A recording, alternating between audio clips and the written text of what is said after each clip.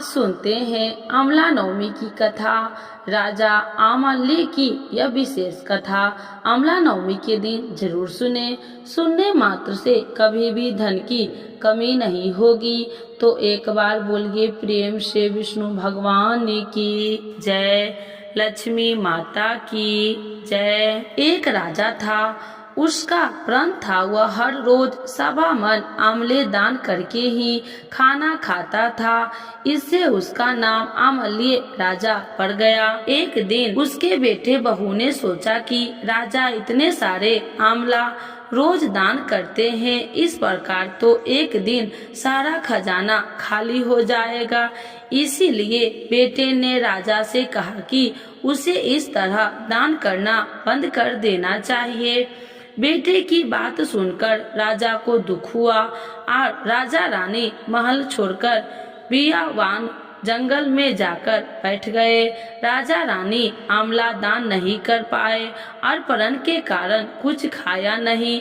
जब भूखे प्यासे 7 दिन हो गए तब भगवान ने सोचा कि यदि मैंने इसका प्रण नहीं रखा और इसका सत नहीं रखा तो विश्वास चला जाएगा। इसीलिए भगवान ने जंगल में ही महल राज्य और बाग बगीचे सब बना दिए और ढेरों आमले के पेड़ लगा दिए। सुबह राजा रानी उठे तो राजा रानी से कहने लगे, रानी देख, कहते हैं सत मत छोड़े, शुरवा सत छोड़िया पत जाए, सत की छोरी लक्ष्मी फिर मिलेगी आए। आओ नहा धोकर आमले दान करे और भोजन करे। राजा रानी ने आमला दान करके खाना खाया और सुखी सुखी जंगल में रहने लगे। उधर आमला देवता का अपमान करने व माता पिता से बुरा व्यवहार करने के कारण बहू बेटे के बुरे दिन आ गए। राज्य दुश्मन ने छीन लिया। दाने दाने को मोहताज हो गए और काम ढूंढने हुए अपने पिताजी के राज्य में आ पहुँचे।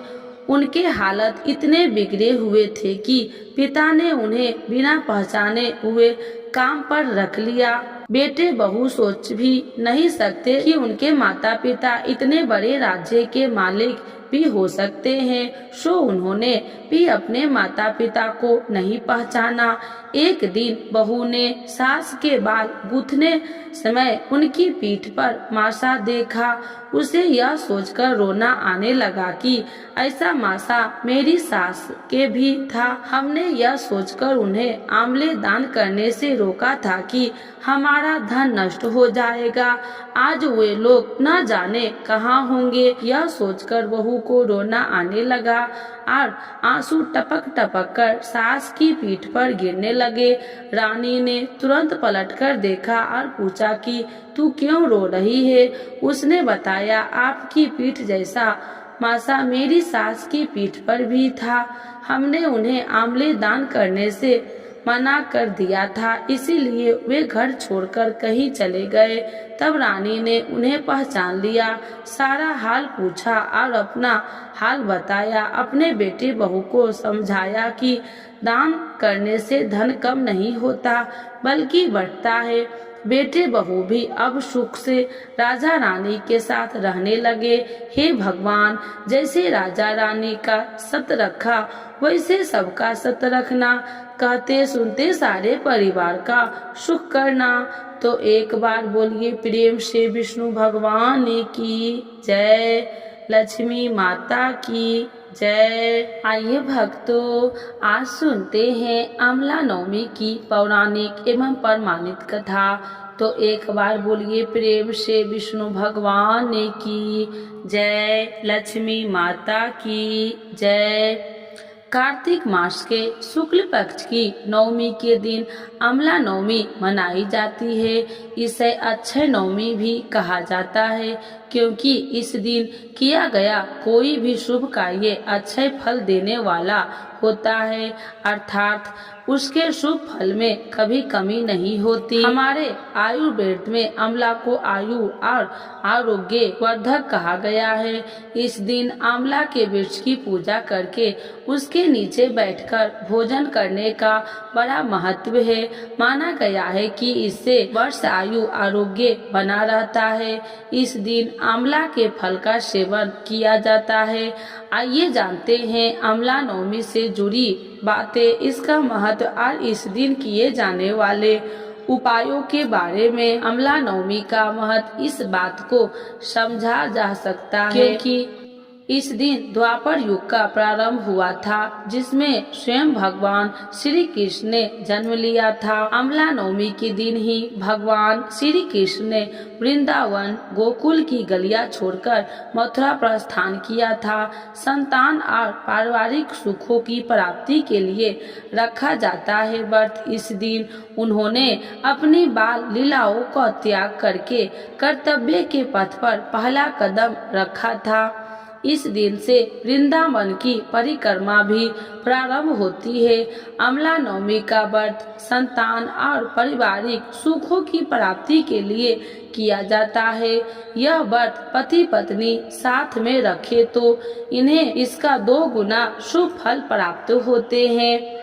आंवला नवमी के दिन स्नान आदि करके किसी आंवला वृक्ष के समीप जाए, उसके आसपास साफ सफाई करके आंवला वृक्ष की जल में शुद्ध जल अर्पित करे, फिर उसकी जल में कच्चा दूध डाले, पूजन सामग्री से वृक्ष की पूजा करे और उसने तने पर कच्चा सूतिया मौली 8 परिक्रमा करते हुए लपटे। कुछ जगह 108 परिक्रमा भी की जाती है। इसके बाद परिवार के सुख समृद्धि की कामना करके वृक्ष के नीचे ही बैठकर परिवार मित्र सहित भोजन किया जाता है। आंवला नवमी को वेद पुराणों में अत्यंत उपयोगी और पूजनीय कहा गया है। आंवला का संबंध कनकधारा स्तोत्र से भी है। आंवला नवमी और शंकराचार्य की कथा। तो एक बार बोलिए प्रेम से राधे कृष्ण भगवान की जय। एक कथा के अनुसार एक बार जगदुरु आदि शंकराचार्य भिक्षा मांगने एक कुटिया के सामने रुके। वहाँ एक बूढ़ी औरत रहती थी जो अत्यंत गरीबी और दयनीय स्थिति में थी। शंकराचार्य की आवाज सुनकर वह बूढ़ी औरत बाहर आई। उसके हाथ में एक सूखा आंवला था। वह बोली, महात्मा, मेरे पास इस सूखे आंवले के सिवाय कुछ नहीं है जो आपको भिक्षा में दे सकूं। शंकराचार्य को उसकी स्थिति पर दया आ गई और उन्होंने उसी समय उसकी मदद करने का प्रण लिया। उन्होंने अपनी आंखें बंद की और मंत्र रूपी 22 श्लोक बोले। ये 22 श्लोक कनकधारा स्तोत्र के माँ लक्ष्मी ने उन्हें दिव्य दर्शन दिए और कहा कि शंकराचार्य, इस औरत ने अपने पूर्व जन्म में कोई भी वस्तु दान नहीं की है। यह अत्यंत कंजूस थी और मजबूरी बस कभी कुछ देना ही पड़ जाए तो यह बुरे मन से दान करती थी। इसीलिए इस जन्म में इसकी यही हालत हुई है। यह अपने कर्मों का फल भोग रही है, इसीलिए मैं इसकी कोई सहायता नहीं कर सकती। शंकराचार्य ने देवी लक्ष्मी की बात सुनकर कहा, हे महालक्ष्मी, इसने पूर्व जन्म में अभ्यस्त दान धर्म नहीं किया है, लेकिन इस जन्म में इसने पूर्ण श्रद्धा से मुझे यह सूखा आंवला भेंट किया है। इसके घर में कुछ नहीं होते हुए भी इसने यह मुझे सौंप दिया। इस समय इसके पास यही सबसे बड़ी पूंजी है। क्या इतना भेंट करना पर्याप्त नहीं है? शंकराचार्य की इस बात से देवी लक्ष्मी प्रसन्न हुई और उसी समय उन्होंने गरीब महिला की कुटिया में स्वर्ण के आंवले की वर्षा कर दी। हे भगवान, जैसे उस बुढ़िया की गरीबी दूर की है, वैसे सबको दूर करना। इस कथा को सुनने वाले एवं हुंकार भरने वाले की गरीबी को दूर करना। तो एक बार बोलिए प्रेम से विष्णु भगवान की जय, लक्ष्मी माता की जय। आइए भक्तों, आज सुनते हैं तुलसी माता की चालीसा। यह चालीसा सुनने से होती है हर रोगों से मुक्ति, मिलती है सुख समृद्धि का आशीर्वाद। तो एक बार बोलिए प्रेम से विष्णु भगवान की जय, तुलसी माता की जय, भगवती माता की जय। श्री तुलसी महारानी करू विनय सिरनाय, जो मम हो संकट बिकट दीजे मात नसाय। नमो नमो तुलसी महारानी महिमा अमित न जाए बखानी। दियो विष्णु तुमको सम्माना जग में छायो सुयस महाना। विष्णु प्रिय जय जयंती भवानी तिहु लोक की हो सुख खानी। भगवत पूजा करे जो कोई बिना तुम्हारे सफल न हो। जिन घर तब नहीं होए निवासा उस पर करे विष्णु नहीं वासा। करे सदा जो तब नित सुमरन ते ही के काज होए सब पूरन। कार्तिक मास महात्म्य तुम्हारा जाको जानत सब संसारा। तब पूजन जो करे कुमारी पावे सुंदर बर सुकुमारी। करे जो पूजा नित प्रति नारी सुख संपत्ति से होए सुखारी। वृद्धा नारी करे जो पूजन मिले भक्ति होवे पुलकित मन। श्रद्धा से पूजे जो कोई भव निधि से तर जावे सोई। कथा भागवत यज्ञ करावे तुम बिन नहीं सफलता पावे। छायो तब प्रताप जग भारी ध्यावत तुम्हि सकल चितधारी। तुम्हि मात यत्र तंत्र में सकल काज सीधे होवे क्षण में। औषधि रूप आप हो माता सब जग में तब यश विख्याता। देव ऋषि मुनि और तपधारी करत सदा तब जय जयकारी। वेद पुराणन तब यश ज्ञाया महिमा अगम पार नहीं पाया। नमो नमो जय सुख कारिणी नमो नमो जय दुख निवारिणी। नमो नमो सुख संपत्ति देनी नमो नमो अख काटन छेनी। नमो नमो भक्तन दुख हरनी नमो नमो दुष्टन मद छेनी। नमो नमो भव पार उतारिणी नमो नमो परलोक सुधारिणी। नमो नमो निज भक्तन उबारिणी नमो नमो जन काज सवारिणी। नमो नमो जय कुमति नशावनी नमो नमो सब सुख उपजावनी। जयति जयति जय तुलसी माई ध्याऊ तुमको शीश नवाई। निर्जन जानी मोहि अपनाओ बिगड़े काज आप बनाओ। करूँ विनय मैं मात तुम्हारी पूरन आशा करूँ हमारी। शरण चरण कर जोड़ी मनाओ निस दिन तेरे ही गुण गाऊं। करहु मात यश अब मोह पर दाया निर्मल होए सकल मम काया। मांगू मात या बर दीजे सकल मनोरथ पूरन कीजे।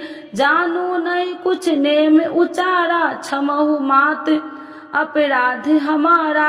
12 मास करे जो पूजा ताशम जग में और न दूजा। प्रथम ही गंगा जल मंगवावे फिर सुंदर स्नान करावे।